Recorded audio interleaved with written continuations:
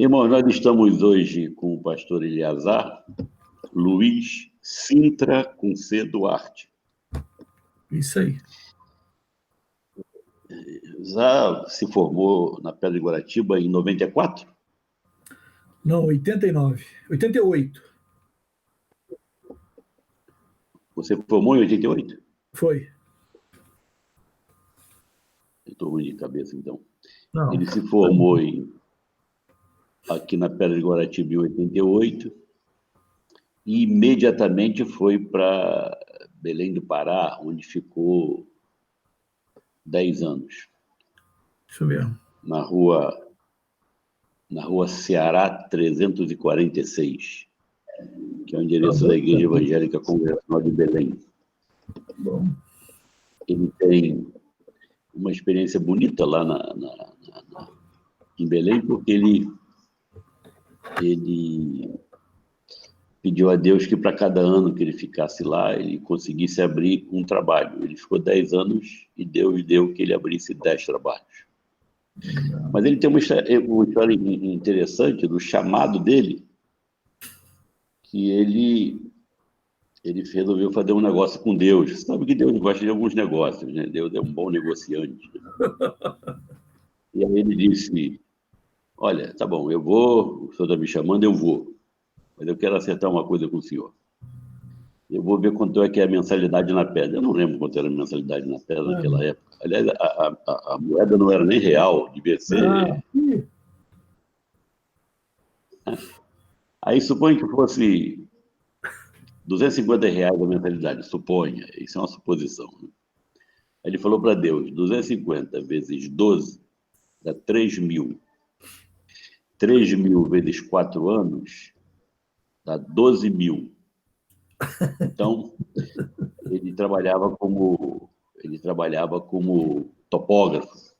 Ele media lá aquela terra, aqueles ricaços lá toda de Goiás e adjacências. E estava cheio de serviço.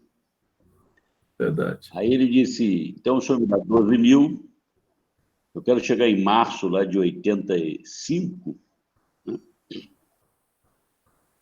Essa conversa ele teve com Deus em 84. Isso. Ano do presidente José Sarney.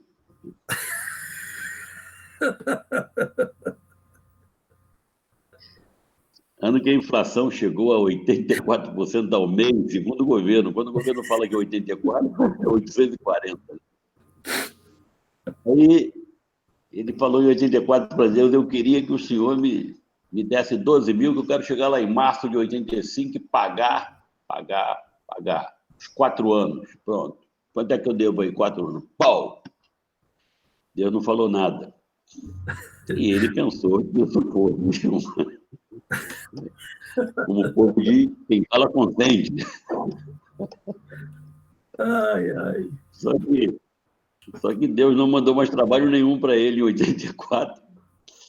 E ele ficou numa dureza, uma das poucas vezes que ele teve tudo na vida dele.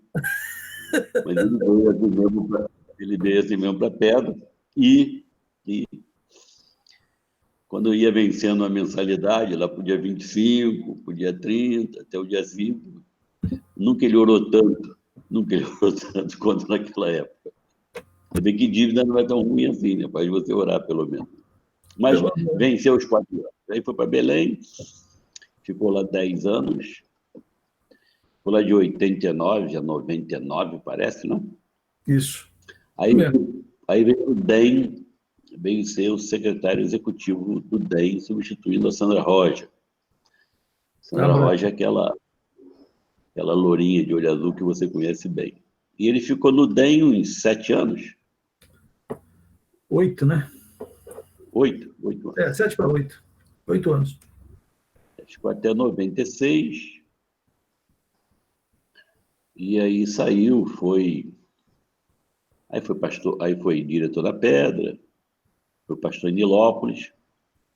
E hoje ele está morando em Colombo. Colombo é uma cidadezinha italiana, colada em Curitiba, faz parte da grande Curitiba. Ele está olhando para o sul do Brasil, o sul congregacional do Brasil. Nós damos as boas-vindas ao pastor Eleazar Ele é bem-vindo, é bem conhecido da igreja. Amém. Lançou um livro agora, recentemente, que nos anima a nós todos, porque o nome do título é Deus Ainda Usa Burros, então todos nós estamos bastante animados, em sendo verdade isso que ele botou no título do livro, isso nos anima muito. Vai falar para nós como é que foi o teu chamado para o ministério. Eita, vamos voltar aos 30 e tantos anos atrás já. Mas é parecido com o título, pastor, porque eu nasci em Cristo em Goiânia, né? E no início da igreja congregacional em Goiânia. E aí vinha muita carência, muita necessidade. Assim que Deus resolveu se revelar a mim, colocou peso, comecei a trabalhar com mocidade, fui presidente da mocidade, mas me sentia completamente incapacitado dessa coisa, né? Muito sem lugar, né? Tá me vendo? Está todo mundo vendo. Não, eu tenho alguma coisa aqui que... Pronto. Mexi em algum botãozinho aqui.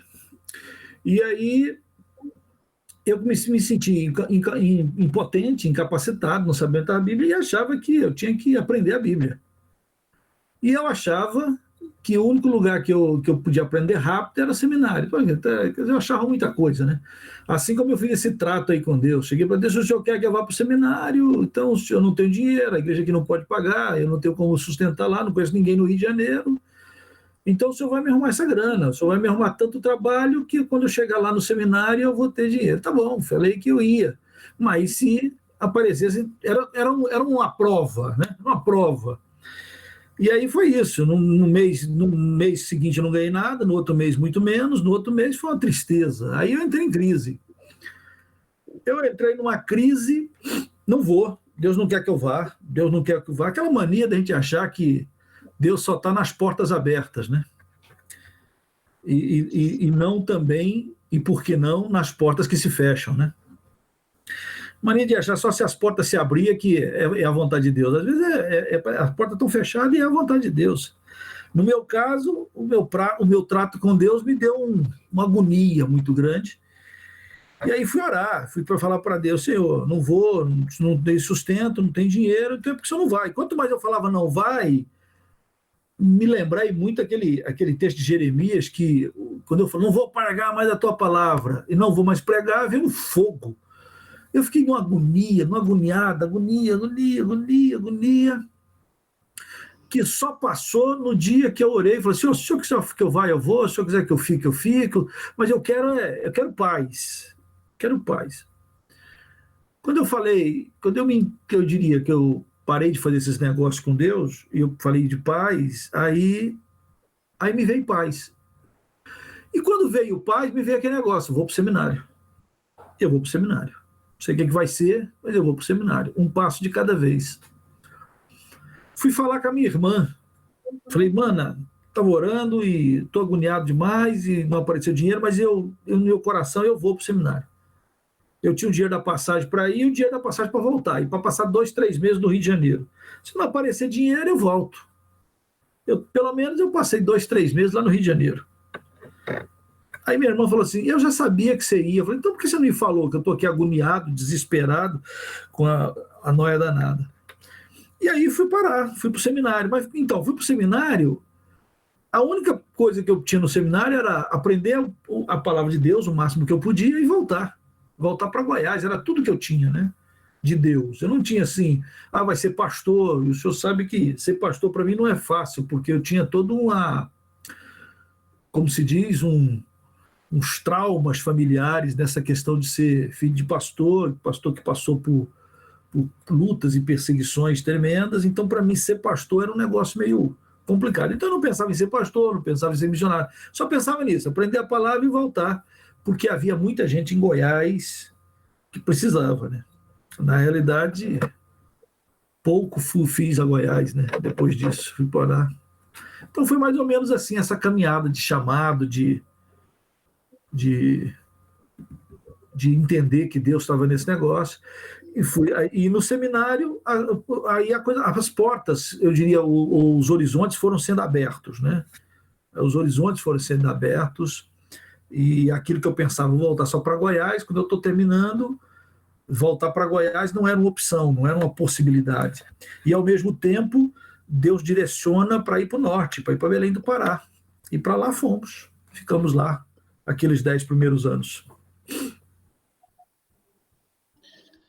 Conta para nós como é que foi essa... Deus foi direcionando para o norte. Ele mandou uma estrela cadente que vinha assim, apontava para Belém do Pará. Mais ou menos. Hoje eu olho para trás e eu penso mais ou menos nessas estrelas cadentes. O que aconteceu? Eu estava no meu segundo ano no seminário e o DEM resolveu mandar seminaristas para substituir alguns missionários pelo Brasil afora. Ninguém queria ir para o norte. Aí a Isabel Carvalho chegou para mim, que na época não sei o que ela era do DEM, essa era secretária, alguma coisa assim. Chegou para mim e perguntou: Eleazar, você não quer ir para substituir? Tem que passar dezembro em Manaus e passar janeiro em Boa Vista, lá onde está o Tiago. Mas vai ficar 2 meses, vai ficar dezembro e vai ficar janeiro. Aí eu peguei, bom, se Deus me chamou, Deus me tirou de lá, eu falei, eu vou. Eu aceitei. E aí eu passei 1 mês em Manaus e fui passar o segundo mês substituindo um missionário lá de Boa Vista, para economizar, né? Para não gastar 2 passagens, gastou o seminarista 2 meses das férias. E para mim foi benção, passei esse período lá. E aí surgiu do pessoal de Manaus de que eu fosse para lá, eu ia fazer meu último ano, e que eu fosse para substituir o pastor que estava lá, que era o Nelson. Tá bom. Aí no ano seguinte, o pessoal de Manaus me convidou para ir de novo, para passar um tempo lá em Manaus.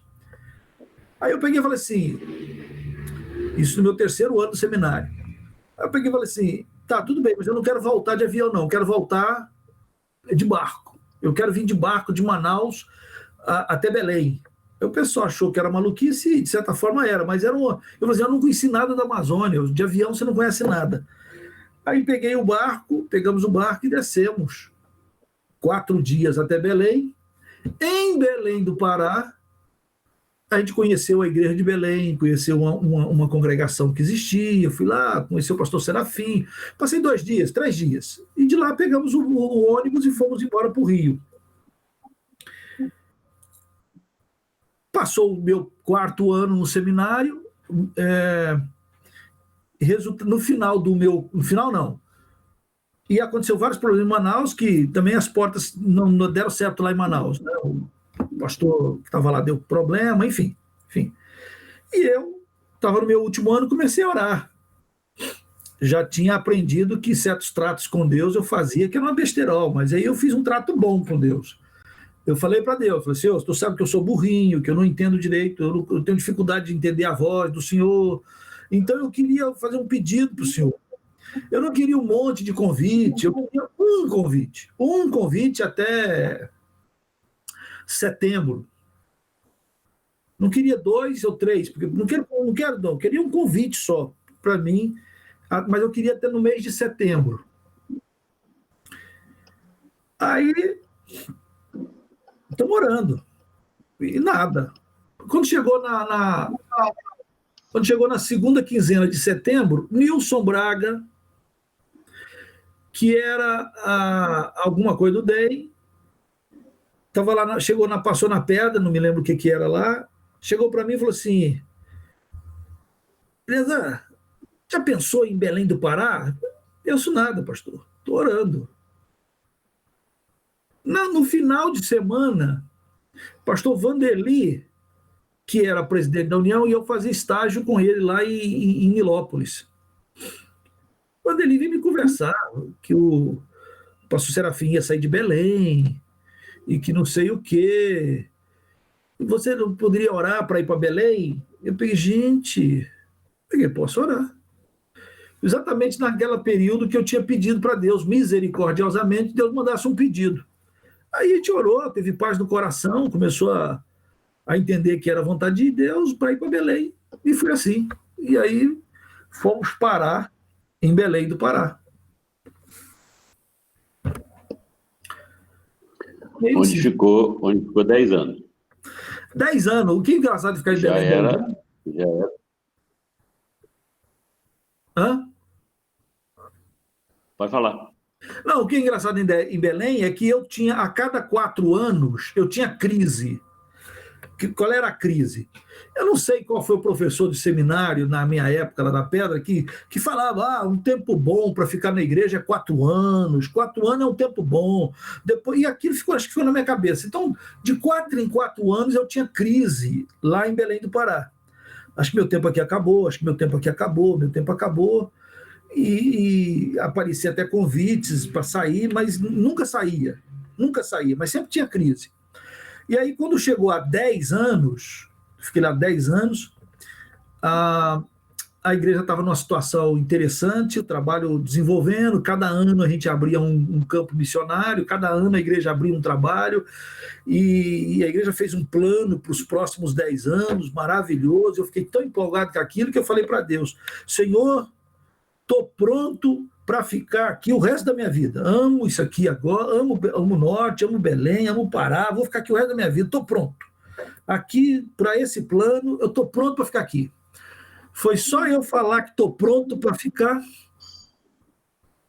Aí apareceu outra estrela cadente, outras coisas, foi Deus tirando, né? Foi só falar, estou pronto para ficar, é como se Deus falasse, então está bom para ficar, está pronto para sair. E aí me arrancou naquela história que você... O irmão não está afirmando que Deus é do contra, não, né? Não. Tô não, mas o tempo vai passando e você vai fazer... Não fica subdividido nisso. Aí o irmão veio para o DEM e ficou aqui uns 8 anos. É só para os irmãos que estão participando conosco, e algumas perguntas já têm aparecido. Ele rodou mais de 1 milhão de quilômetros dirigindo por esse Brasil afora. Quando eu falo dirigindo, eu falo qualquer tipo de carro, né?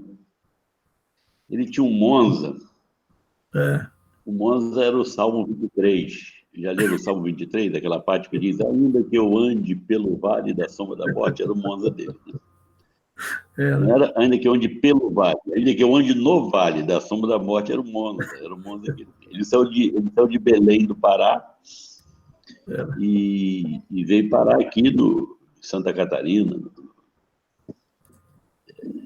Já rodou. A primeira viagem que ele fez com a Ranger, bem falada Ranger, no ano 2000, foram 10 mil quilômetros, 12 mil quilômetros. A primeira viagem. A primeira. A Ranger, coitada, quando chegou no Rio, que parou, a Ranger disse, será que eu caí na casa certa? Eu pensei que eu fiquei na casa do Ricardo, que fosse Rio Petrópolis, Rio Teresópolis, não, caiu na mão do Eliazar, rodou 10 mil quilômetros na primeira viagem.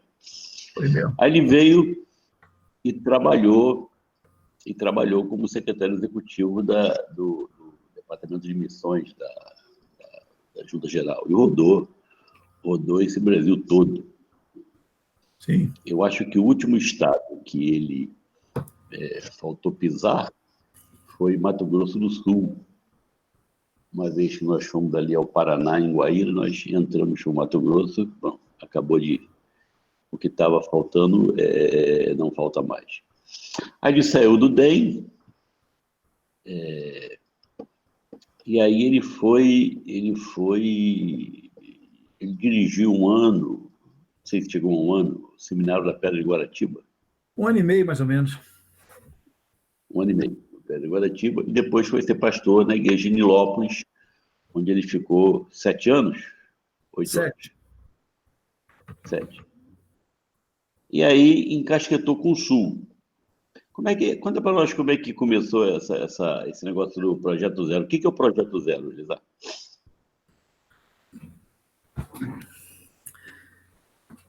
Bom, quando eu estava em Nilópolis, tinha um senhor que ainda está vivo, chamado seu Abner. O seu Abner tinha 80 anos e morava em Foz do Iguaçu há 15 anos. E membro lá de Nilópolis. E aí eu fui visitá-lo, e fizemos uma caravana, o pastor Paulo estava junto nessa caravana, e fomos à Foz do Iguaçu para espiar a terra e ver esse casal, que era membro da Dinilópolis. Quando cheguei lá, ele disse: pastor, eu moro aqui há 15 anos e quando é que vai ter uma igreja congregacional aqui? Então, ali a gente começou a se preocupar com a questão da questão de Foz. Foz é um lugar muito importante em termos de estratégia, né, em termos de expansão do evangelho. Foz é importante, nós não tínhamos nada lá. Então, começamos o trabalho em Foz, com o missionário Hernani, foi para lá. Mas era um trabalho, então, de certa forma, ligado a Nilópolis, com várias igrejas. A Igreja Fluminense foi sempre parceira disso, foram lá, né, vocês foram lá, fizeram reforma, enfim, viemos caminhando dessa forma. Quando chegou em 2014, eu estava assim, no meio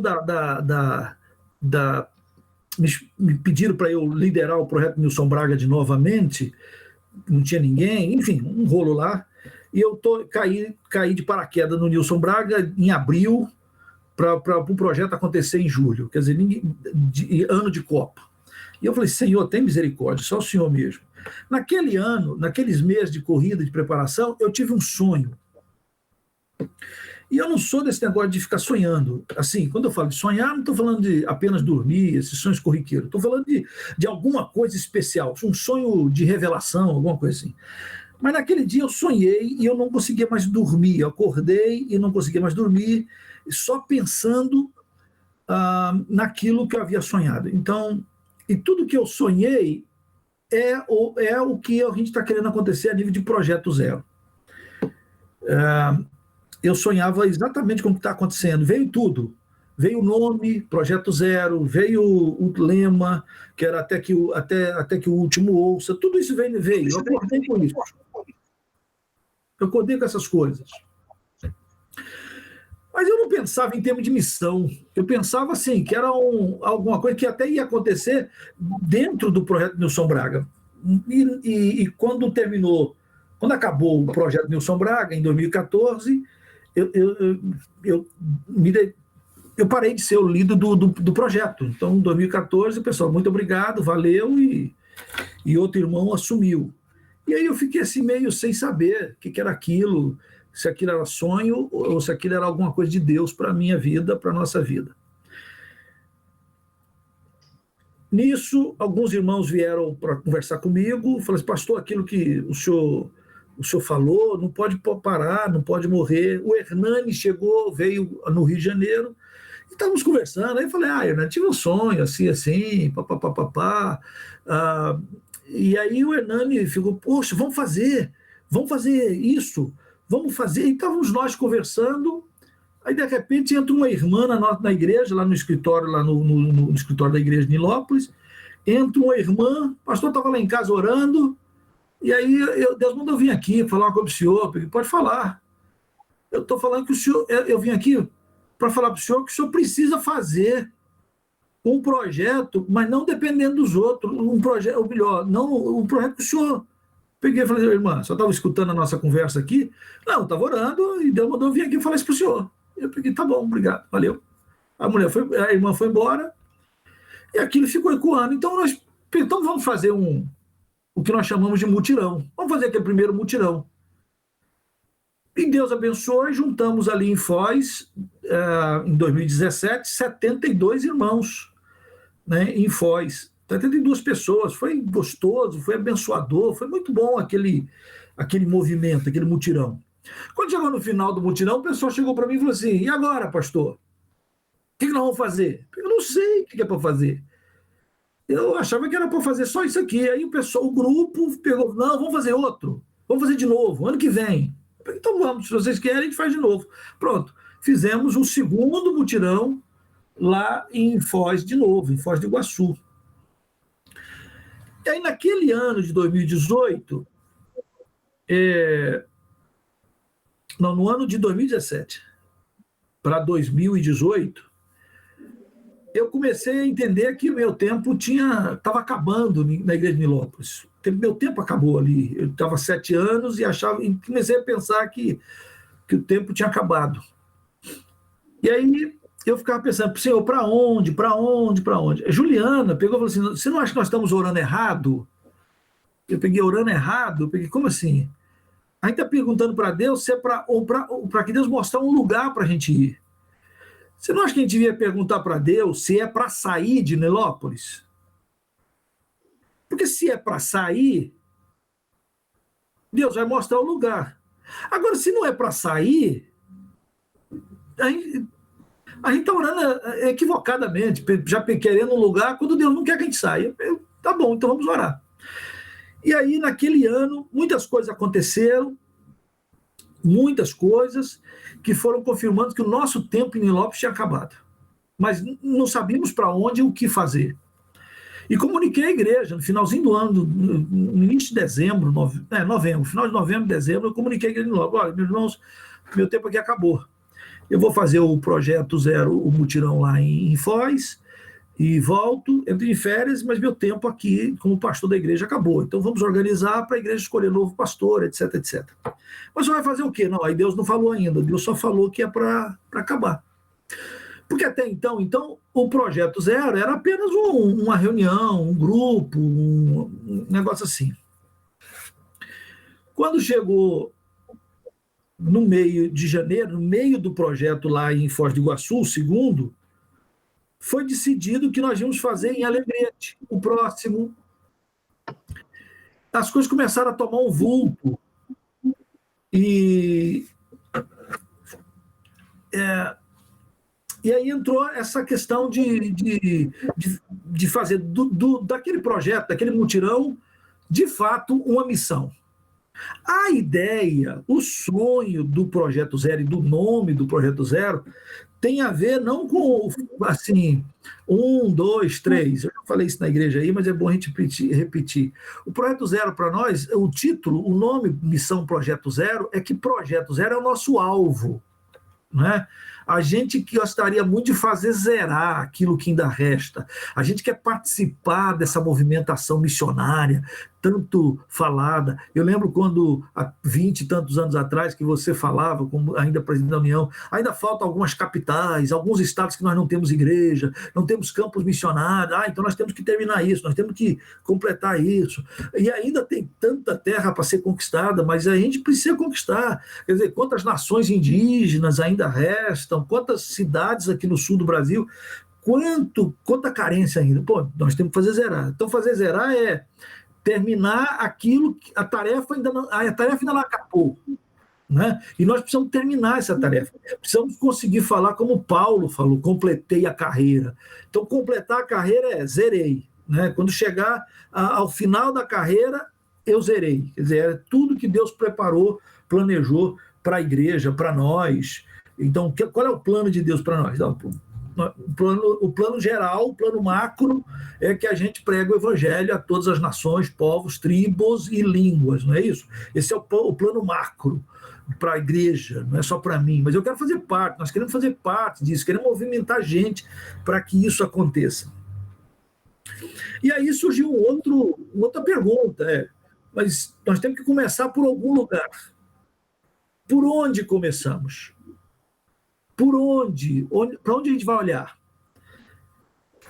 Aí, nessa minha caminhada, que já vai aí 31 anos de ministério, 10 anos na região norte, rodando esse Brasil para lá e para cá, eu comecei a perceber que a parte mais carente hoje, em termos de evangelho, e aí em termos de, não só em termos congregacionais, mas principalmente em termos congregacionais, o lugar mais carente do Brasil hoje é a região sul do Brasil.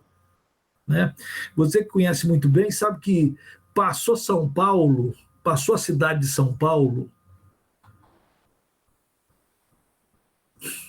saindo de São Paulo, você tem o quê? Você tem Mococa para o lado de cá, você tem Ribeirão Preto indo para o centro-oeste, depois você não tem mais nada. Então, passou São Paulo, você vai ter igreja em Curitiba. Tem 3 igrejas congregacionais em Curitiba, apenas 3. São centenárias, mas são 3 apenas. E depois, mais ainda, Santa Catarina e para o Rio Grande do Sul, aí que nós não temos nada, aí que nós não temos nada. Então, o Sul é um grande deserto em termos de pregação evangélica, são estados bons, um lugar bom de morar, né? Bom lugar, até o pessoal confunde. O pessoal confunde entre um bom nível social, condição de vida. Então, o Sul tem um bom nível de condição social e tudo mais. E o pessoal confunde com carência do evangelho. Ou o contrário, o pessoal acha que pobreza financeira, econômica, tem a ver com pobreza evangélica. Não, não é verdade, não é verdade. Então, a gente tem muita carência, e um dos lugares mais carentes do Brasil é o sul do Brasil. Então, a gente começou a pensar, então por onde? Nós estamos trabalhando por Foz do Iguaçu, nós queremos de Foz do Iguaçu a questão dos muçulmanos entrando, então você vê a entrada dos muçulmanos ali para o Foz do Iguaçu, o Paraguai do outro lado, que não tem nenhum trabalho congregacional, não da União de Igrejas, e tem 7 milhões de pessoas, no mínimo, ali no Paraguai. Então, quer dizer, temos ali o Paraguai, temos a entrada dos muçulmanos e aí o trabalho de Foz é estratégico. Então, a coisa começou a caminhar para o sul, a nossa visão para cá. Então, se a gente tem que começar alguma coisa, a gente quer começar a partir dessa região do Brasil, eu diria, bastante esquecida, principalmente nos últimos 12 anos, aí, que a União ficou bastante esquecida, a região aqui do sul.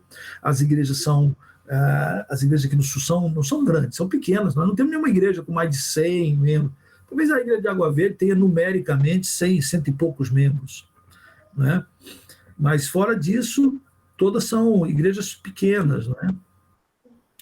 Esqueci de falar da igreja de Siqueira Campos também, lá onde está o pastor Jackson. Então, fora disso, é campo missionário. Então, o Sul é um grande desafio, mas são os primeiros passos que a gente pensa, né, em termos de missão Projeto Zero. Mais ou menos. O Sul, nós temos essas 3 igrejas em Curitiba, Bela Vista, Aú de Baixo e Água Verde. Isso. Temos a igreja em Siqueira Campos, que é lá no final quase do Paraná. Voltando para São Paulo, né? São 4 igrejas. Isso. Temos um trabalho em Londrina. Exato. Temos um trabalho em Colombo. Só. Não, Iporã. Já foi igreja, hoje é campo, mas está caminhando bem com o Gustavo lá. E em Foz do Iguaçu. E foi isso mesmo, Foz do Iguaçu. Então, nós temos 4 igrejas e 4 trabalhos. Iporã, Foz, Londrina e Colombo. E 4 igrejas. É. Em Santa Catarina, nós temos um trabalho em Florianópolis, que está um trabalho florescendo. Quem está lá é o Luciano, irmão do pastor Hilário, Luciano Bispo, está fazendo um bom trabalho, com o pastor Sérgio.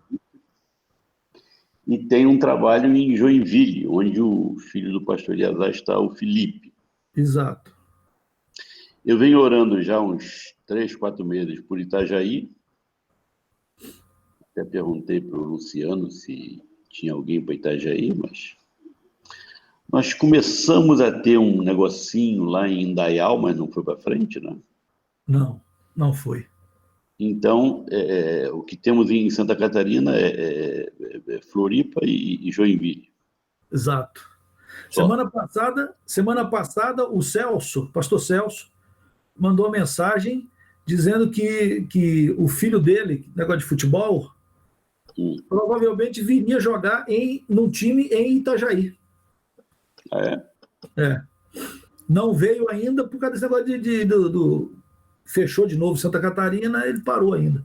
Mas talvez ele venha. Mas o garoto, em sendo flamenguista, não é uma informação que lá tenha muito peso. Mas já é alguma coisa. Então, no Rio Grande do Sul, nós temos uma congregação em Viamão. Já tivemos um trabalho em Porto Alegre. Não tem mais. Não. Temos uma congregação em Viamão. Temos uma congregação em Rio Grande. Isso. E temos um trabalho, uma congregação em Pelotas. E Alegrete. E Alegrete com Eli. Então, no Rio Grande do Sul, nós temos 4 trabalhos. Viamão, Rio Grande, que foi a antiga capital, Pelotas, onde temos lá o Labanca, e Alegrete, onde tem o Eli, que nós queríamos, pela Fluminense, ir em julho, mandar aquele grupo em julho, mas 2020 foi um ano arriscado. Agora, Eliasar está trabalhando para mandar uma menina aqui do Rio de Janeiro para a fronteira do Brasil com o Uruguai. Como é que é isso aí? Só um parentezinho. O Ivan, que é o missionário em Alegrete, em Rio Grande, ora por ele. Parece que ele está com Covid e está internado. O Ivan? Ivan. Está internado. De Rio Grande? De Rio Grande. Ora por ele, há uma preocupação aqui pela vida dele. Tá? Bom, quanto a Santana do Livramento, a gente, desde daquelas viagens que nós fazíamos, que íamos até visitar o Biraci, né? Lá em Paso de los Toros, o único missionário congregacional ali no Uruguai, a gente sempre passava lá em Santana, e Santana é uma cidade grudada a uma outra cidade do Uruguai, né? Então, na cidade de Santana, do lado de cá, aí na praça tem uma linha. Então, na praça, do lado direito é Brasil, Santana do Livramento. Do outro lado da praça é Rivera, né? Do Uruguai. Então, visto de cima, é uma cidade só, mas é o encontro, é a fronteira aí do Brasil com o Uruguai. E ter ali uma base ou uma igreja ali, uma cidade grande, é muito importante para o trabalho no Uruguai, porque dá até apoio. Você vê, o Biraci vai uma vez por mês a Santana do Livramento fazer compras. Não tem onde ficar, não tem como fazer e viaja esse tempo todo. Então, ter alguém ali em Santana seria importante desde aquela época. Em 2018, quando nós fizemos o projeto em Alegrete, a gente pegou a caravana toda e foi ali para a fronteira, exatamente nessa fronteira, no Uruguai, em Brasil e Uruguai, e nessa linha a gente fez ali um clamor, levantou um clamor, fizemos um momento de oração muito gostoso ali, na fronteira, pedindo que Deus levantasse obreiro, Deus colocasse a sua mão. Apareceu endemoniado, gente, foi um negócio assim, impressionante, aquela meia hora, 1 hora de oração ali. Foi muito interessante. Aí voltamos para cá, a Elizabeth, ele era da igreja de Realengo, me ligou: pastor, eu já fui missionária na Espanha, já fui missionária não sei aonde, já fui missionária em vários lugares. E agora eu estou me informando sobre o Projeto Zero, estou muito interessada e quero participar do projeto. Eu falei, que bom. E eu estou deixando a minha missão e eu estou querendo ir para a fronteira. O Projeto Zero tem interesse em abrir um trabalho na fronteira com o Uruguai. Eu peguei, puxa, minha filha, nós estamos orando, pedindo ao Senhor alguém para a fronteira. E aí, então, começamos a orar, conversamos com ela e fizemos reunião, e ela está se preparando. Já era para estar mais... já éramos para nós termos ido a Santana, mas, como você falou, esse 2020, com esse Covid, a coisa parou, mas ela está já levantando sustento, parcerias, para que no início do ano que vem ela já possa ir para Santana do Livramento. É o que nós queremos. Ali, aí nós fazemos uma boa margem ali, né? A ideia é que ela abra tanto em Santana do Livramento, do lado brasileiro, quanto em Rivera, que fica do lado uruguaio. De Rivera até Paso de los Toros, 120 quilômetros, e depois mais outro tanto até Montevidéu. Não é longe ali de Montevidéu, não. Zé, fala para nós como é que estão os preparativos para o projeto ano que vem. Irmãos, nós estamos dando todos os passos em termos de fé, não é verdade? Que esse convite atrapalha um pouco a mentalidade e a participação. Por exemplo, era para eu estar agora, essa semana, lá em Foz. O Hernani está vendo algumas coisas, mas era para nós estarmos lá para conversar, para achar os locais que ele até já mapeou lá, onde poderíamos estar hospedados, né, e fazermos todo o movimento. Então, nós estamos, já definimos, quem quiser fazer inscrição já pode fazer inscrição, já está no site, já demos os primeiros pontapés. E estamos realmente orando para que essa pandemia chegue logo a um certo... deixe de ser pandemia aí, de alguma forma, mesmo que a gente conviva com isso. Então, oremos por isso. Já temos mais de 20 pessoas inscritas, o que é uma surpresa, porque geralmente, nos anos anteriores, as inscrições começavam agora em agosto. Né? Na realidade, a gente já antecipou, já lançou isso, já está no ar e já tem gente fazendo inscrição. Nós estamos com uma expectativa grande de reunir lá. Então, a minha oração vai acontecer, Deus vai botar a mão de alguma forma. Tem o pastor, o nosso amigo lá da Bolívia, ou da Argentina, o Luiz Bloch, já está arrumando gente para vir, já tem um veterinário que quer vir, já conversou com o Hernani, a gente já está se planejando. O veterinário é para cuidar das ovelhas? Não, na realidade é para castrar os cachorros, né? Então a gente tem que tomar cuidado aí nesse negócio aí. Mas ele quer vir para fazer isso, quer fazer nunca fizemos isso, né? Vai ser interessante, né? Então, algumas coisas novas. E o que é muito interessante é porque a gente, ainda mais para a Igreja Fluminense, que ajudou tanto, né? Quando alugamos aquele primeiro local lá em Foz, que os irmãos foram para lá, os irmãos fizeram aquela caravana, pintaram, reformaram, né? Foi a Igreja Fluminense que foi para lá e fez aquela arrumação toda. Aí a gente começou, vamos comprar isso aqui, vamos comprar isso aqui. E eu comecei a rodar o Brasil inteiro, onde eu ia, eu já divulgava e levantava gente para dar R$50, R$20, R$100.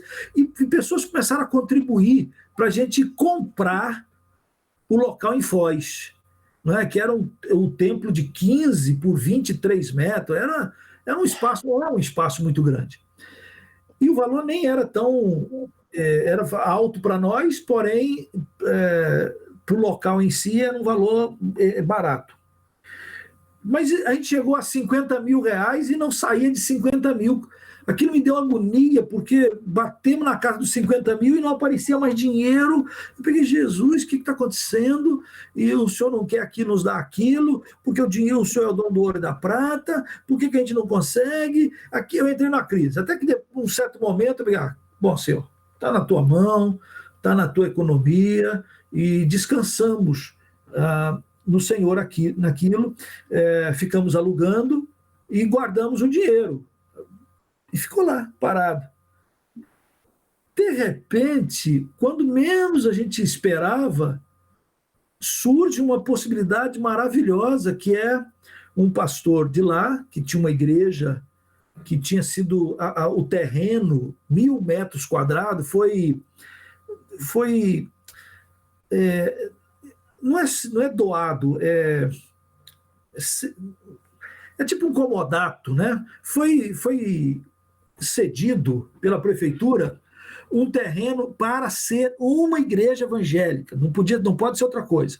Se fechar ou se deixar de ser igreja, a prefeitura poderia pegar todo o patrimônio de volta. E aí o pastor, já com certa idade, não tendo condições de manter o trabalho, ele chegou então, encontrou o Hernani e falou assim, olha, eu quero passar isso aqui antes que a gente perca. E aí, o Hernani falou assim, a gente tem 40 mil, é o que a gente tem, porque ele não pode, na verdade ele não pode vender, ele não pode alugar, e ele estava na iminência de perder. E ele queria abençoar a igreja. Quer dizer, e ele queria um valor, que era o valor como se fosse assim, daquilo que foi gasto em termos de construção, né? Porque a prefeitura cedeu o terreno. Ele queria uma indenização pela obra. Mas eu falei, mas a gente não tem. A gente só tem 40 mil. Ah, não, 40 é pouco, porque eu quero terminar uma outra igreja. E aí, ele falou, mas a gente espera até janeiro. Aí começamos a orar por isso, e fizemos um clamor lá em Joinville, depois na Assembleia Geral também mencionei, e quando chegou no final, eu fiz uma proposta para ele. Eu falei assim, a gente tem 60 mil, é o que a gente tem. Se o senhor quiser os 60 mil, a gente dá os 60 mil e fica pagando o restante. Ele queria 130 mil. Lá é um terreno que tem um templo construído, que cabe 100 e poucas pessoas, um templo bem arrumadinho, tem um salão e tem uma casa mais para zeladoria, mas tem uma casinha, pode ser arrumada, pode até servir no futuro para casa de obreiro. Eu sei que ele aceitou a proposta e nós, então, compramos, né, indenizamos pela obra, passou-se a documentação toda para nós, fizemos toda a documentação para que lá ficasse representando a Igreja Evangélica Congregacional de Foz do Iguaçu, né? E, enfim, organizamos. Então, a ideia de fazer o projeto lá esse ano que vem é também o momento de a gente exaltar, agradecer a Deus, louvar o Senhor, porque Deus fez muito mais do que a gente estava pedindo ou pensando. Né? O terreno anterior era uns 700 metros quadrados. Esse terreno tem 1.000 metros quadrados. O terreno do outro, o templo anterior tinha que fazer um monte de reforma, esse não tem que fazer nada. Esse terreno fica mais próximo do centro, fica a 100 metros da OAB da cidade. Então, nós vamos fazer novamente um projeto ali, exatamente porque é um outro bairro especialíssimo. Né? Então, a gente está empolgado, desejoso muito que a gente consiga fazer ali um grande mutirão missionário, mas mais do que isso, o mutirão deu uma crescida, né? Em julho agora, janeiro, você participou e foi tão gostoso, porque a gente fez diferente do Nilson Braga e diferente do que nós fazíamos. Porque antigamente a gente chegava na terça-feira, e aí já na quarta-feira a gente já estava atendendo, visitando, evangelizando, já ia para a rua. Agora não. Agora a gente está chegando na segunda-feira, e aí a gente vai fazer uma conferência missionária. A gente faz segunda, terça e quarta-feira, pelo menos a parte da manhã, é uma conferência missionária, é um momento de testemunho, de oração, de treinamento, de preparação, né? De você arrumar as equipes, de se organizar, é um momento dentro do arraial, né? É uma conferência missionária. Em Joinville, nós tivemos dois palestrantes internacionais. Nós tivemos o Luiz Bloch, da Argentina, e tivemos o Paul Milk, né, do Brasil. Então, foi testemunho dos nossos missionários e assim por diante. Já para o próximo, a gente vai ter a Cissa. A Cissa vai de Carira. Disse assim, pastor, não sei mais não, já estou com a passagem comprada, já tá pronta para ir.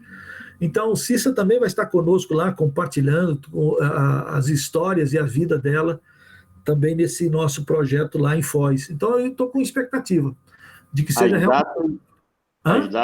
A ideia é sair domingo, dia 10 de janeiro, depois do almoço, ao culto da manhã na Fluminense, o almoço depois do dia à tarde, para chegar em Foz na segunda-feira, 11 à tarde. É isso? Isso, por volta de 2 horas da tarde, eu acho que nós estamos chegando em Foz do Iguaçu. A ideia é ir direto daqui do Rio até Foz? Direto. Vai fazer o caminho via Londrina. O culto, segunda noite, o culto de abertura, dia 11. Dia 11. Dia 12 e dia 13, terça e quarta. Trabalho intramuros. Isso. Com todos que irão. E na quinta-feira, dia 14, para a rua. Aí vão entregar as caixas de alegria, que quem já participou, sabe como é, que é aquela caixa que é feita para as crianças de uma certa idade, até uma certa idade, e vão evangelizar e vão convidar para os cultos quinta, sexta, sábado e domingo. Isso. Dia 17. Dia 18 é livre, segunda-feira, e na terça-feira, dia 19, retorna para chegar no dia 20, Deus permitindo, ao Rio de Janeiro. Então, o projeto desse ano que vem, ano 2021, é do dia 10 ao dia 20 de janeiro. É isso aí, é o tempo que você tem que reservar, para quem vai nos ônibus, né? Quem vai nos ônibus, o ônibus sai no domingo, dia 10, à tarde, da Igreja Fluminense aqui no centro da cidade, e retorna na quarta-feira da outra semana, dia 20, também na Igreja Fluminense, à tarde. Esse projeto, eu creio que vai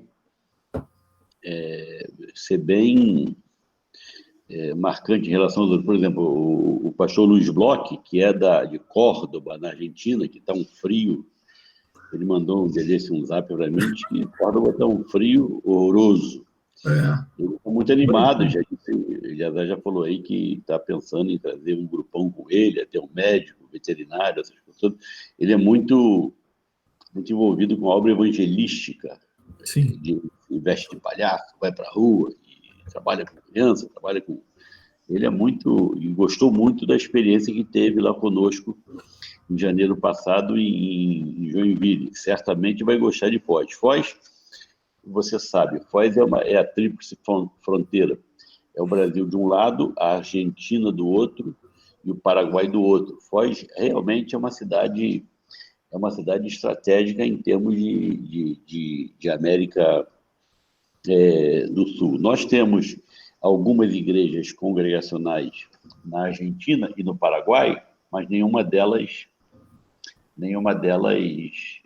pertencentes ao VCB. Muito embora uma igreja congregacional do Paraguai esteja namorando conosco, porque ela também... Tem alguma informação sobre essa igreja, Elisa? Falei com ele hoje, com o Wellington. O Wellington é um baiano que está no Paraguai há 12, 13 anos já. Tem 2 filhinhas, casada com Nilza, paraguaia também. E ele foi para lá, ele fez seminário na Bahia, fez estágio no Seminário Batista e fez estágio na Igreja Congregacional do Cabula. Então, esse contato começa por aí. Então, ele conheceu as igrejas congregacionais, mas foi para o Paraguai. No Paraguai, ele foi pela Assembleia de Deus. Só que abriu alguns trabalhos, chegou um ponto que ficou abandonado. E foi abrir um trabalho na cidade de Itanguá, que fica na Grande Assunção, fica a 30 quilômetros de Assunção. E lá ele abriu um trabalho que ele chama de Centro Cristiano Casa de Mi Padre, Casa do Pai, né? Eu estive lá há 2 anos atrás, e então ele vive, eu diria, no aperto, e Deus fazendo os seus milagres na vida dele. Era para ele estar em janeiro passado conosco, lá em Joinville, sofreu um acidente na véspera, e agora está certo também, está planejado, né, pelo menos, dele estar, que é ali pertinho, dele vir lá de Itanguá, que fica a 300 quilômetros ali de Foz, então ele deverá também estar conosco lá em Foz. Aí eu falei, por favor, não vai andar de moto, fica quieto, não vai, né? Por favor, não faça mais essas trampolias. Então ele vai estar com a gente. A ideia é que ele seja uma base, porque, por exemplo, para a gente mandar pessoas daqui para lá, para o Paraguai, já tendo um local para acolher, receber essas pessoas. Então, o trabalho com o Wellington tem essa questão. E o Wellington queria e quer ser pastor congregacional.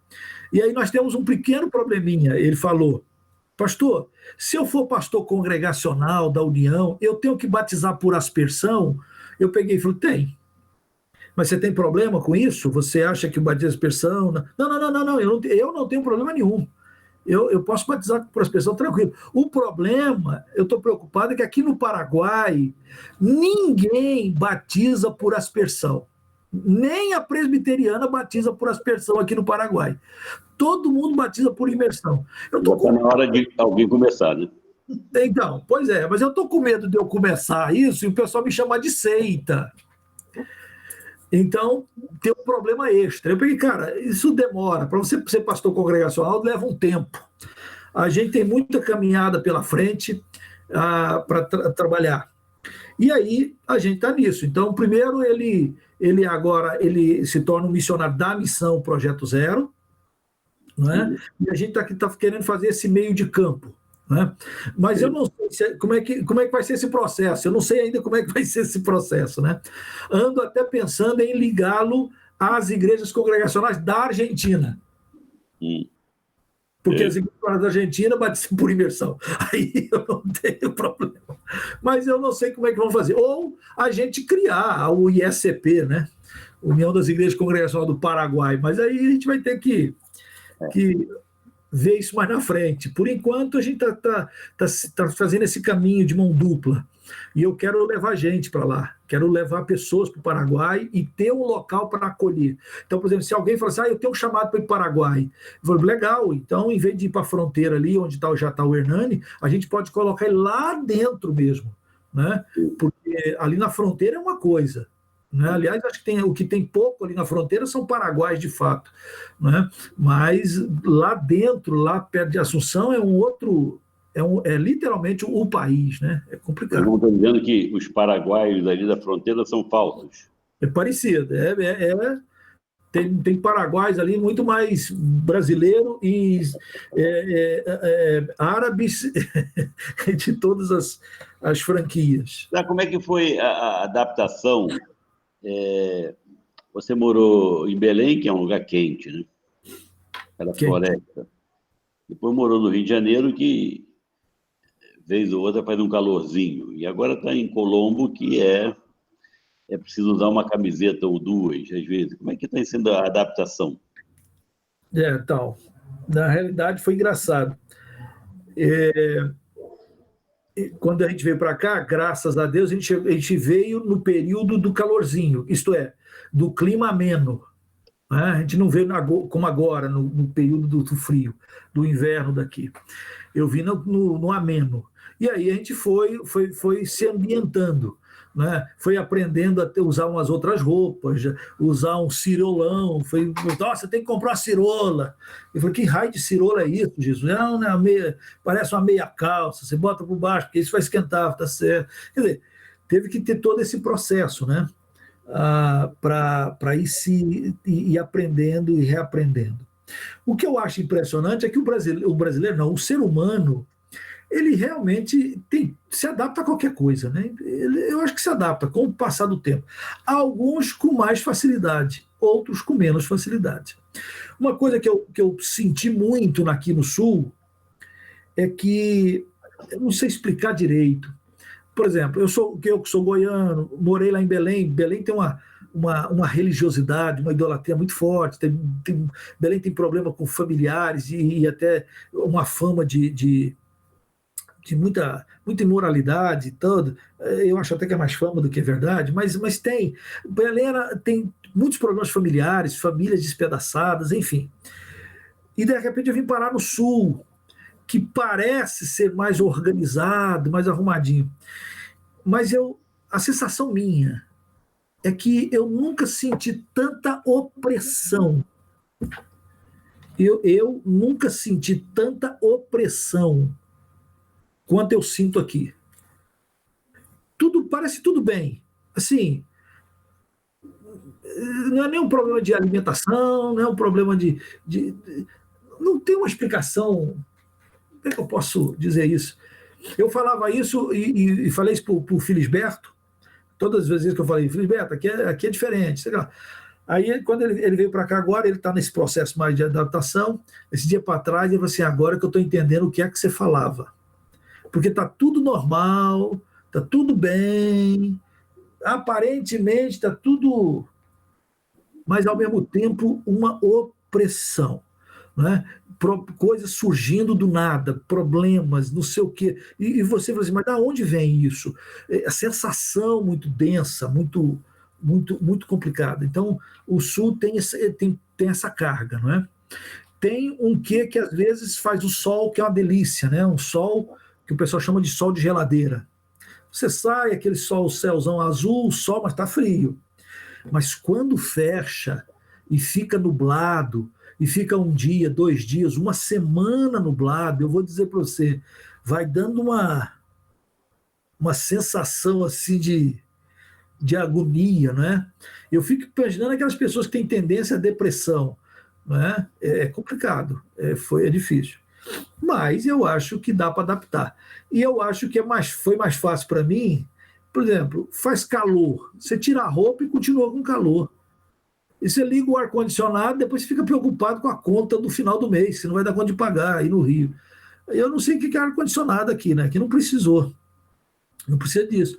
Então, você está com frio? Bota roupa, pô. Está com frio, bota roupa, faz uma fogueirinha lá. Então, dá para botar luva. Eu acho que é mais fácil para mim se adaptar à questão do frio do que, propriamente dita, a questão do calor exagerado, né? Calor exagerado me deixava doido. Esse período de verão aí no Rio de Janeiro, quando era dezembro e janeiro, nossa, eu ficava doido de calor, não sabia o que fazer, agoniou.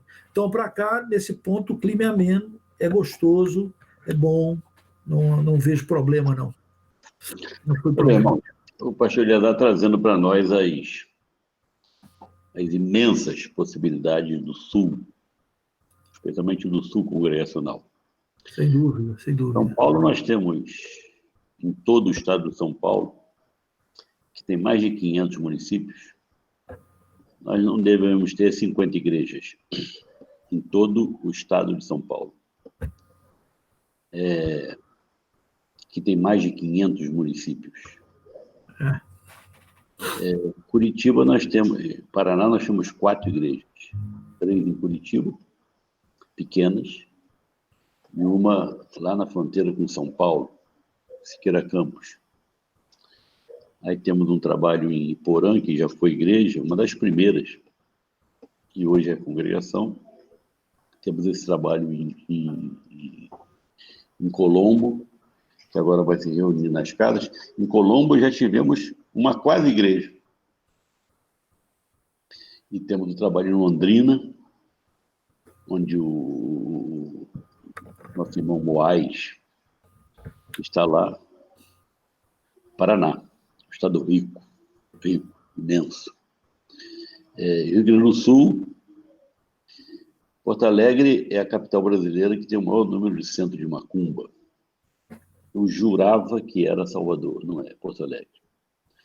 Nós já tivemos um trabalho em Porto Alegre, quase emancipou, aberto pelo pastor Sérgio Henrique, que hoje está lá em Florianópolis com o Luciano. Aí temos um trabalho em Viamão. Viamão é igual Colombo e Curitiba, Viamão e Porto Alegre, um município colado, pertence à grande Porto Alegre, está lá. Tem um trabalho que o Ivan, lá do Rio Grande, da cidade de Rio Grande, que já foi a capital do Rio Grande do Sul, o pastor Eleazar diz que ele está com Covid. Tem um trabalho em Pelotas, do Israel Ivan Labanca, que foi ovelha do Eleazar lá em Belém do Pará, e depois foi missionário em Porto Velho. A esposa dele, a Diva, está fazendo tratamento para o câncer. E tem um trabalho do Eli, em Alegrete, que estava quase fechando, quando o pessoal foi lá em 2018. Isso. Deu uma alavancada boa e o Eli se encheu de ânimo e parece que o trabalho está indo bem. Aí tem o trabalho no Uruguai, um trabalho, Passo de los Toros. Me parece que o Biraci aqui de São Gonçalo, que ele dirige o trabalho em Passo de los Toros, me parece que ele abriu também um lá na capital, em Montevidéu, porque os 2 filhos dele foram estudar na faculdade de Montevidéu, e se eu não estou enganado, ele abriu um trabalho em Montevidéu. Mas tem ali agora a possibilidade da menina abrir um trabalho no lado brasileiro e um trabalho no lado uruguaio, Santana do Livramento e também em Rivera. Eleazar, tem alguma coisa específica pela qual nós devemos orar? Eu estava pensando aqui que eu queria, se tem tempo, queria falar de duas coisinhas. Uma é que o trabalho aqui no sul do Brasil tem, como quase tudo no Brasil, claro, tem a ver com a Igreja Fluminense. Há quase 100 anos atrás, há mais de 100 anos atrás, um filho de um diácono da Igreja Fluminense, que não queria saber nada de Jesus, que foi querer ser rico, e de fato deve ter ficado bem de grana. Um dia estava em Santos, cuidando dos seus afazeres, um missionário congregacional encontrou com ele e bateu um papo sério, de tal maneira que ele entregou a vida dele para Jesus, e entregou de uma maneira muito forte. Esse homem, ele pegou tudo que tinha e doou para a missão, e se tornou um coportor da MEBP. E como coportor da MEBP, ele foi o primeiro a chegar no sul do Brasil. Ele chegou em Paranaguá, isso em 1912 ou 1911, 9, por aí. Isso está contado no livrinho que a irmã Esther tem aí na biblioteca da Fluminense, na Escola Bíblica Dominical. Vale a pena você ler essa história. E esse homem abriu o trabalho, a igreja congregacional em Paranaguá, que hoje não existe mais. E ele fundou a igreja de Paranaguá com todo o gás, comportou, evangelizando aqui o sul do Brasil. Depois que ele abriu o trabalho em Paranaguá, 3 anos depois ele morreu. Daquelas perguntas que quando chegar no céu a gente vai fazer, eu vou perguntar para Deus por que ele só ficou 3 anos. Depois desse desbravador, o trabalho de Paranaguá resolveu abrir aqui, chamada Igreja Curitibana. Isso em 1913, eu agora confundo, 13, acho que foi emancipada em 17, não sei, por aí. E aí o trabalho de Paranaguá vai produzir e gerar a igreja que hoje é Água Verde. Então, lá, essa história é muito bonita. E, lamentavelmente, a igreja aqui no Sul parou, porque depois a igreja de Água Verde criou mais uma filha, não é? E assim por diante. Então, o trabalho tem um século aqui no Sul, mas ficou restrito aqui. E começou com esse missionário, eu diria, né, da Igreja Fluminense, lá no início do século passado. Século passado não, século... Então, eu queria que a Igreja Fluminense nunca perdesse essa história, e os pés da Igreja Fluminense estão ficados aqui. Quer dizer, a história do Sul começa já dessa época, né? Literalmente ligada à Igreja Fluminense, no início, lá nos primórdios. Segunda coisa que eu queria falar é que a gente está aqui no Sul, com os olhos no Sul, mas também temos uma oportunidade da gente ir além daqui do Sul. A Missão Projeto Zero está pensando no Paraguai e está pensando no Uruguai, em termos de planejamento. Mas também, quando nós fomos agora, no ano passado, lá no encontro congregacional, lá na Inglaterra, eu conheci um casal, ele é pastor das Filipinas, o nome dele é Symphony, casado com a esposa dele é Nina. Então eu conheci esse casal, e eles são os líderes das igrejas congregacionais das Filipinas. Existem 26 igrejas congregacionais nas Filipinas. E lá, conversando com ele, num determinado momento, ele é um garoto muito bom, e eu falei, cara, como é que estão as coisas? O que precisa? Ele falou assim, nós temos obreiros, nós temos as igrejas animadas, o que nós não temos é dinheiro. Eu peguei, bem-vindo, nós também não temos dinheiro. O nosso problema também são os recursos.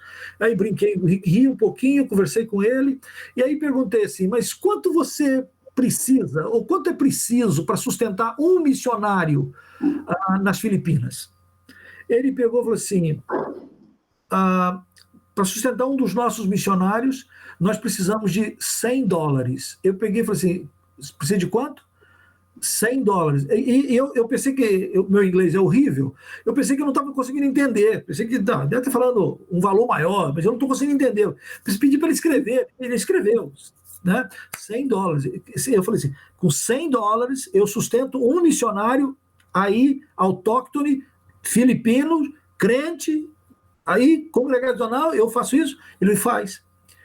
E aí aquilo mexeu no meu coração. Então nós estamos trabalhando numa parceria para sustentar daqui do Brasil, sustentar missionários congregacionais nas Filipinas.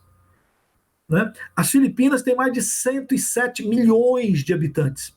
São mais de 7 mil ilhas que formam o país Filipinas, ali perto do Japão. Né? Pega o Japão e desce. Indo para a Indonésia, né? Desce ali. Então está lá as Filipinas. São mais de 7 mil ilhas, tem 26 igrejas congregacionais, nós estamos querendo ajudar missionários. Esta semana ele ficou de me mandar 2 nomes, ou 2 missionários de lá, aprovado por lá, para que a gente possa começar a ajudar de alguma forma. E eu estou fazendo campanha para poder ajudar, a sustentar. E eu fiquei pensando que se a gente fosse mandar um brasileiro, preparar um missionário daqui para mandar para as Filipinas, eu acho que a gente não ia gastar menos de $1.000 por mês. Eu acho que a despesa seria... A gente teria que arrecadar $1.000. É um chute que eu dou. E eu fiquei pensando que com $1.000, para sustentar um brasileiro nas Filipinas, nós podemos sustentar 10 filipinos crentes lá. Então, eu estou com o coração orando para que Deus nos dê os recursos. Então, algumas pessoas já estão contribuindo com 20, com 50, com R$100 por mês. E aí a gente está juntando. Quando der $100, que tá aí o dólar fica variando, estou orando para o dólar cair, mas se não cair, é R$500 que eu tenho que arrumar, no mínimo, por mês. Se eu arrumar esses $100, a gente vai estar podendo adotar um missionário nas Filipinas. Então, é um novo desafio que a gente está tendo, de levantar daqui mantenedores. E em 2023, nós estamos em 22, em 2022, o próximo encontro dos congregacionais do mundo inteiro vai ser nas Filipinas. Então, já fica aqui o desafio e o convite para a gente ir às Filipinas. Não sei como é que vai ser, né? Não sei de onde vem recurso para a gente ir para as Filipinas, mas já estou falando com o Papai do Céu. E aí, para a gente poder ir, conhecer o trabalho congregacional nas Filipinas, conhecer os futuros missionários que daqui do Brasil nós estaremos ajudando nessa parceria. Queria muito compartilhar isso com a Igreja Fluminense, que tem esse coração desde do seu germe, do seu início, esse coração missionário, que continuasse olhando para aqui, para o sul do Brasil, olhando aqui para essa região toda. Os desafios realmente são grandes, o trabalho é lento, não é um trabalho fácil, não é um trabalho assim, não é mesmo. Para os seus irmãos terem uma ideia, nós estamos aqui em Colombo, eu já estou 2 anos completo, e um ano nós abrimos então o trabalho aqui, alugamos o salão e a gente pensou, opa, agora vamos, a coisa vai fluir. Pastor Antônio Felisberto e Ivanilda vieram para cá e ainda estão nesse processo, estão passando o primeiro frio, estão se adaptando bem, e a gente chegou uma hora que a gente estava desanimado, porque a gente não conseguia penetração, não conseguia, ninguém se convertia, aquilo começou a dar uma agonia em mim, no pastor Felisberto, aquilo começou a dar uma agonia, a gente teve uns dias que a gente ficou assim, será que nós estamos no lugar certo? Por que Deus trouxe a gente para cá? Que dificuldade é essa? E não vai. Uma pessoa aceitou Jesus há 1 ano e meio atrás conosco, eu fiquei numa alegria, porque o trabalho aqui não é tão duro não, que beleza. A mulher começou a vir para a igreja, começou a participar dos cultos, dos estudos bíblicos. Um determinado dia, alguém no estudo bíblico levantou o tema sobre idolatria, e falando sobre... E aí, de repente, entrou essa questão de o que a Igreja Católica fala de Maria, e aí alguém falou, não, porque Maria teve vários filhos. Quando a mulher falou assim, a mulher parou assim, Maria teve filhos? Maria teve mais filhos? Teve outros filhos além de Jesus? Teve. A Bíblia fala que ela, depois de conceber Jesus, ela teve outros filhos. Ela ficou tão assim, horrorizada, que ela falou assim no final do estudo, né? E eu pensei que estava tudo tranquilo. Ela falou assim: se eu falar isso aqui, eles vão brigar comigo. E, de fato, nunca mais voltou na igreja. Não participou de mais nenhum estudo, desde o dia que ela descobriu que Maria teve outros filhos. Tal é a pressão nesse sentido. E a gente ficou muito agoniado com isso. Aí um dia eu passei perto de uma igrejinha que tem uns irmãos que se reúnem aqui perto de casa. E aí o pastor não sei se ele é pastor de lá, é um rapaz me chamou: é pastor. Eu peguei, opa, eu nunca tinha me apresentado como pastor. Ele me chamou, a gente começou a conversar. Eu peguei: aí, tá tudo bem? Como é que tá as coisas? Ele falou: tá tudo bem. Ele falou assim: nós estamos aqui há 30 anos. Eu peguei: como é que é? Eu e Felisberto reclamando que nós estamos há 1 ano. Ele falou: não, nós estamos aqui há 30 anos que nós estamos aqui em Colombo. Já tivemos altos e baixos, agora eles estão embaixo. Mas o que eu fiquei assim, agoniado, é o fato de ele falar assim: nós estamos aqui há 30 anos. Eu peguei: gente, eles estão há 30. Eu cheguei agora há 1 ano e estou agoniado. Então, é um trabalho difícil, né? Mas a gente crê que também, à medida que as pessoas forem sendo solidificadas, também elas vão gerar frutos que vão produzir. Então, não se esqueçam, ore aqui, levanta um clamor mesmo aqui pelo Sul, manda a gente, desperta e venha para o Sul, passa a Macedônia, passa aqui, sai do Rio de Janeiro, vem morar aqui, né? Isso vai ajudar muito, né? Muito mesmo. Muito bem, nossa conversa com o pastor Eleazar, nossa gratidão a ele pela disposição e pela disponibilidade. Também nossa gratidão ao Reinan. Reinan é quem aperta aí as carrapetas para a gente. Amém. Na tela, a conta da Missão Brasil-Portugal, para quem quiser ofertar para a obra missionária. Obrigado. Nós vamos orar. Sim, Zé. Obrigado pela fidelidade, né? Meu coração se alegra com a participação da Igreja Fluminense, da MBP, dos irmãos que lideram. É muito bom a gente poder saber que tem gente segurando as cordas, né? Segurando as cordas, de fato segurando as cordas. Então, a gente imagina que daqui Deus vai levantar de gente e treinando pessoas para trabalhar com pessoas com islamismo, com muçulmanos, trabalhando aqui no sul do Brasil, no Uruguai, no Paraguai, enfim, nós estamos crendo que Deus vai começar a levantar mais gente, à medida que caminhamos. Ele vai fazer mais daquilo que pedimos ou sequer pensamos. Amém. Vamos orar? Vamos. Obrigado, Deus, pela reunião dessa noite. Obrigado, Pai. Obrigado pela terra vasta à nossa frente. Oh, Deus. E pela ordem que tu nos dás de que devemos levantar os olhos. Há tanto a falar contigo, Senhor, sobre o projeto do próximo ano, os que já estão inscritos, aqueles que o Senhor ainda vai trazê-los. Sim. Essa turma do Paraguai, da Argentina, o Luiz Bloch, esse Deus. baiano lá no Paraguai. Sim, Senhor. Essa menina de Realengo que estendeu o coração dela com a fronteira do Brasil, Uruguai, Vera, Santana do Livramento. Sim, Pai. Esse arquipélago das Filipinas, Pai. Oh, Deus. Tanta desigualdade social e tanta necessidade do Evangelho. É verdade. Também o Levi. Sim, o Levi está ali na antiga Iugoslávia, que foi dividido em tantos países. Macedônia, Sérvia, Croácia.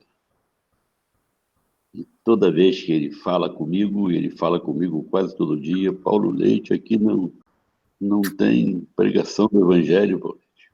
Oh, Deus. Uma urgente necessidade de pregadores do Evangelho aqui. Oh, Senhor, levanta obreiros, Pai. Nós te queremos fazer nessa hora, Pai, aquela oração que o Senhor Jesus mandou fazer, que nós fizéssemos. Amém. A seara é grande Amém. e os trabalhadores são poucos. Oh, Senhor. Rogai, pois, ao Senhor da seara que envie trabalhadores para a sua seara. Amém. A seara é grande, Amém. para onde se olha, Pai? Para o Paraguai, para a Argentina, para o sul do país, esse peso.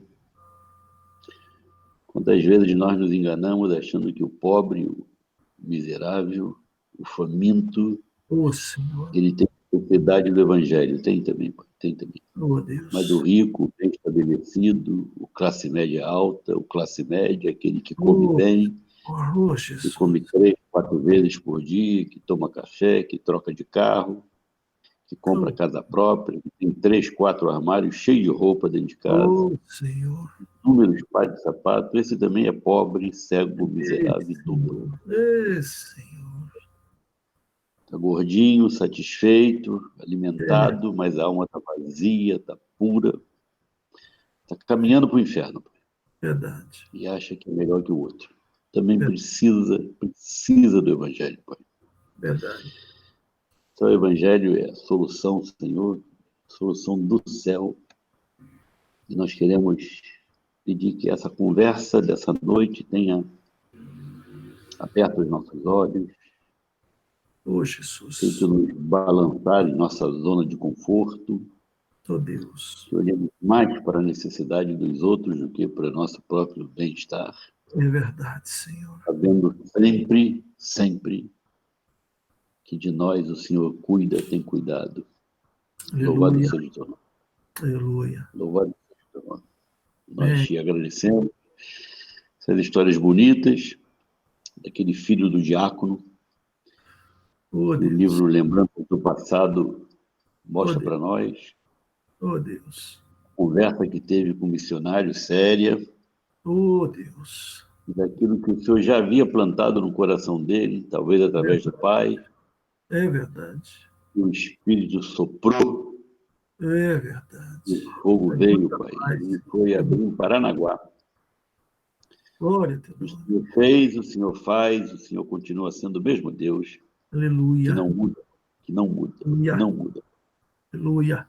Levanta Nós eu. também não mudamos, Pai. Nós somos desanimados muitas vezes, Ah, tem misericórdia. olhamos para os frutos, para os resultados e achamos que não dá, é que nós estamos olhando para o lado errado do tapete, Pai. Estamos Oh, olhando para o lado dos nós, dos amarrões, e ali é feio mesmo, Pai. Mas o tapete bonito é o outro lado, Pai. É aquele que o Senhor vai mostrar para nós no dia que tudo isso passar. verdade. Oramos por Juliana, por Papai. Alice, por Davi, por Levi, Oh, Jesus. Yami, Felipe, o ama, Pai. Oh, tem misericórdia de nós, Senhor. Seja sobre eles, Pai. Seja sobre teu filho, dá ele sabedoria, discernimento. Renova, Senhor, as suas forças, dá a Juliana entendimento do ministério itinerante do seu marido, Oh, Deus. de espiar a terra, de olhar a terra. Quando o faraó nomeou José vice-rei do Egito, ele espiou toda a terra, Pai. Oh, Deus. Andou por toda a terra. O Senhor nomeou Eleazar muito mais que vice-rei do Egito, Pai. Oh, Deus. Ele precisa andar pela terra, Oh, Deus. espiar a terra, Oh, orar pela terra. Lembramos de Ivan, de Rio Grande, lembramos de Laban, Diva, Pai, com câncer. Levanta, Diva. Diva, Senhor, lá em Pelotas. Sim, Pai. Obrigado pela alegria, ânimo redobrado de Eli, Sim, Senhor. em Alegrete. Oramos pelo Rio Grande do Sul. Oh, papai. 4 trabalhos, Pai. Oh, Jesus. Um obreiro, Viamão, mão, Grande, Pelotas, Alegrete. 4 trabalhos, Pai. Oramos pelos trabalhos de Santa Catarina. Oh, Jesus. Oramos por São Francisco, Senhor. Temos uma gleba de terra lá, hoje está sendo usada como centro de recuperação de drogados. Mas é possível fazer muito mais ali, Senhor. Muito mais ali. Oramos por Itajaí. Oh, Senhor. Entre Joinville e Florianópolis, Sim, 180 quilômetros uma da outra. Itajaí, uma boa cidade. Boa cidade. Oh, Deus. Levanta uma boa igreja ali. Amém, Pai. Amém. Manda um casal de obreiro, Pai. Amém. Alguém que não tenha outro interesse senão se gastar e se deixar gastar pela tua obra. Aleluia. Amém. Amém. Meu Deus. Ah, Pai, tanta cidade, tanta cidade. Lembramos de Moaes, em Londrina. Sim, Pai. Sua esposa Paula, suas duas filhas. Sim, Pai. Lembramos de Gustavo Serafim em Porã, sua esposa Cíntia, seus filhos, Gustavo, Caleb. Sim, Pai. Lembramos de Jackson Siqueira Campos, Antônia. Sim, papai. Oh, Deus. Glória ao teu nome, Pai. Renato, Luizinho, Pai. Viva. Nós te louvamos as oportunidades que o Senhor nos dá, esse passado bonito. Oh, Deus. Mas o passado agora chegou a nós, Senhor, e cabe a nós fazer com que essa história prossiga, Pai. É uma história de sacrifícios, é uma história de desapego, Oh, Senhor. é uma história de mão no arado, Pai. Ó Deus, nós queremos também ser participantes dessa história. Amém. A graça do Senhor, o Salvador Jesus Cristo, Amém. o amor de Deus, o nosso Pai, o conforto, a comunhão, a unção do Espírito Santo seja com você. Amém. Cada um dos teus amados, onde estiver agora nesse momento, com Eleazar e seu fogo pelo sul do país. Oh, Deus. Com todo aquele que anseia pela volta do Senhor Jesus. Oh, Maranata. Hoje, nos séculos eternos. Amém. Amém. Amém. Amém. Obrigado, Zazá. Obrigado, chefão. Vamos pelo aqui. Obrigado a todos. Deus abençoe. Obrigado.